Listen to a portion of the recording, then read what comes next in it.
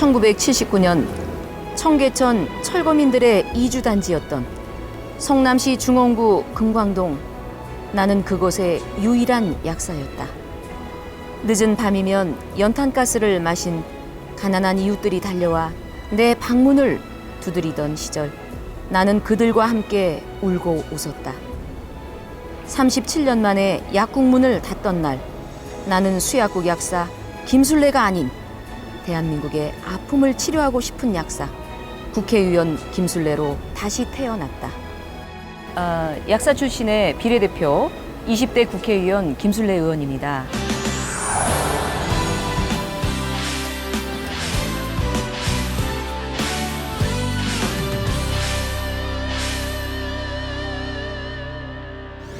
언제부터도 제가 정치를 소망을 했던 것은 아니었습니다.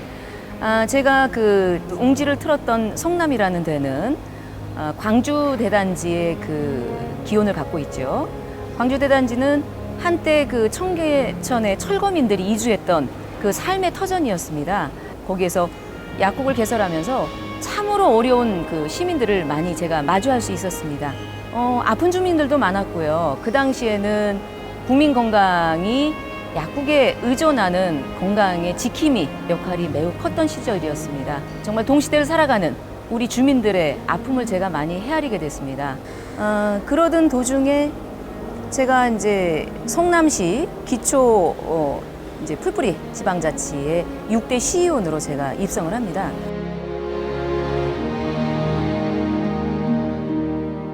그 당시에 그 기초의원은 상위법에 배치되는 부분에 대해서는 그 지역에서 조례를 통해서 발현할 수 없는 여러 가지 그 정책적인 부딪힘이 참 많았었습니다.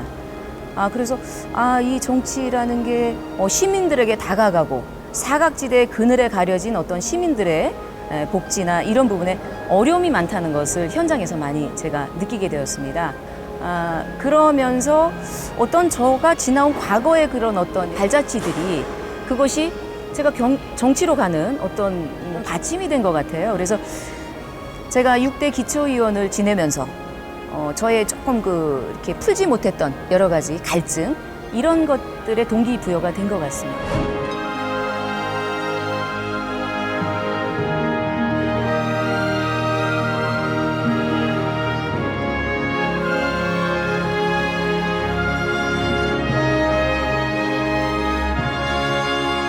정치인의 덕목을 한번 생각을 해봐야 되지 않을까 싶습니다. 독일의 정치 사상가인 그 막스 베버는 정치인의 자질로는 그 열정과 책임감과 균형 감각이 있어야 된다라는 그런 그 덕목을 주장을 하신 바가 있습니다. 저는 그 중에서도 균형 감각이 가장 중요하다고 생각을 합니다. 정치가 요즘과 같은 현실 속에서 이분법화되고 좌와 우가 갈리고 편향된 어떤 극단적인 사고 속에서 이루어지고 있는 현장에서 가장 섬김의 중심이 되는 국민은 있지 않다라고 봅니다. 그래서 저는 제가 올바른 판단과 제가 그동안 살아온 연륜 속에서 배웠던 여러 가지 역량을 총집중해서 균형 감각을 잃지 않는 현장 정치 속에서 국민의 소리가 어떻고 가장 낙후되고 사각지대에 놓여 있는 국민의 아픔을 섬기는 그 자리에 용기 있게 제가 나가보고자 합니다.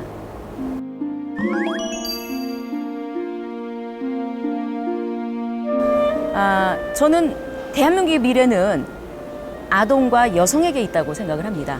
요즘 사회적인 화두가 되고 있는 아동학대, 또 사각지대에 놓여 있는 자폐 아이들의 문제, 청소년의 자살 문제, 그리고 여성의 경력 단절 여성, 경단녀라고 말합니다. 이런 부분들은 건강한 대한민국의 미래를 위해서는 반드시 우리가 해결해 나가야 될 무거운 숙제라고 저는 생각을 합니다. 특히 그 경력 단절 여성 같은 경우에는 지금 저출산을 대한민국에서는 이야기하고 있습니다. 아이를 왜 안 낳을까요? 안 낳을 수밖에 없습니다. 아이를 출산해서 양육하기에는 사회적인 배려가 너무 미흡하다고 볼 수 있습니다.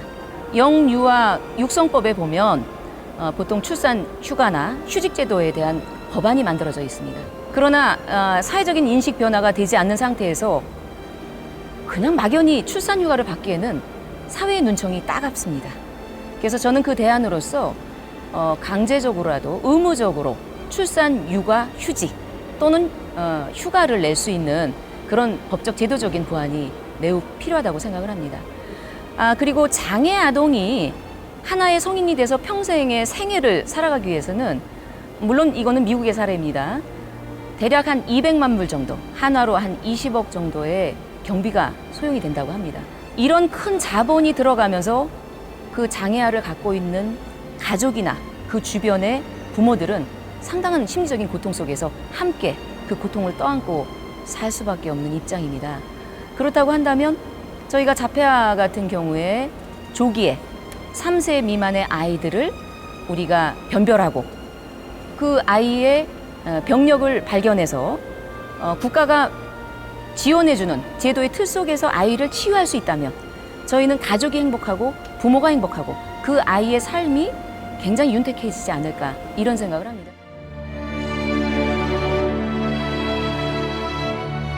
이제 막내 아이가 어렸을 때 요즘 말하는 발달 장애와 유사한 질환을 가지고 있었습니다. 그게 이제 한 4세 정도에 발견이 됐었고 그 아이가 초등학교 입학하기 전까지 혹여라도 내 아이가 정상적인 아이들 수준에서 머무르지 않고 만약에 거기 그 초등학교 입학을 하지 못하면 어떡하나 라는 근심과 걱정이 많았고 발달장애, 자폐에 대한 어떤 개념이 희박한 시절에 온갖 여러 가지 그 자구의 노력을 했습니다.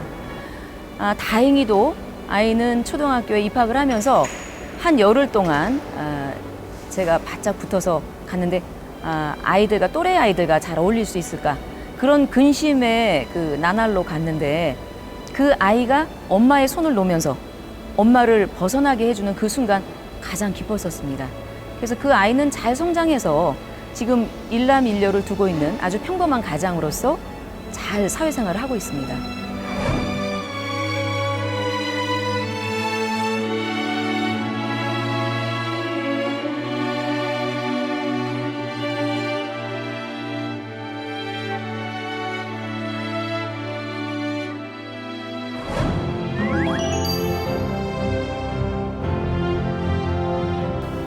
그 어느 계파나 어느 그 좌와 우와 기울이지 않고 저는 국민만 바라보고 가겠습니다.